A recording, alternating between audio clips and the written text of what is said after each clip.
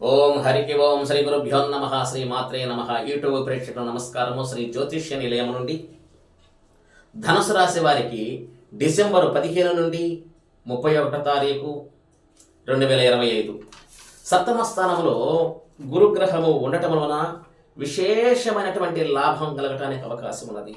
కుటుంబ సుఖము, భార్యాపుత్రుల వల్ల లాభం కలుగుతున్నది, ధనకటాక్షం కలుగుతున్నది, సుఖమైన జీవితం గడపడానికి ఎక్కువ అవకాశాలు ఉన్నాయి.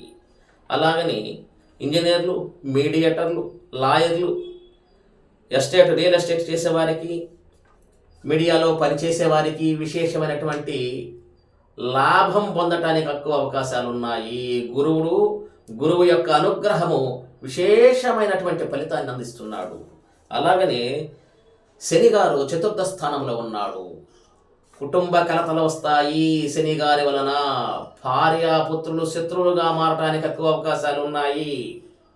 చతుర్థ స్థానంలో శని గారు ఉండటం వలన ధనుసు రాశి వారికి శత్రుత్వము, తగాదులు, గొడవలు, సమస్యలు వస్తాయి.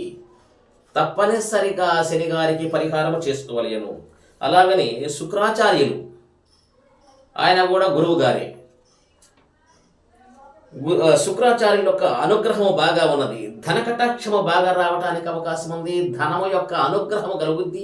మహాలక్ష్మి కటాక్షం మీకు ధనుసు రాశి వారికి విశేషమైనటువంటి ఫలితాన్ని ఇస్తుంది.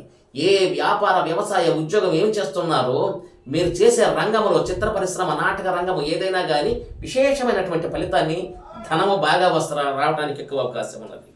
అలాగని కుజుడు జన్మములో ఉన్నాడు.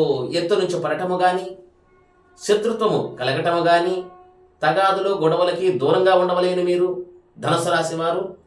అలాగని కేతుగ్రహము భాగ్యస్థానంలో ఉన్నాడు. కేతుగ్రహం భాగ్యస్థానంలో ఉండటం వలన సంపాదించిన ధనం అంతా కూడా ఖర్చు అయిపోతున్నది.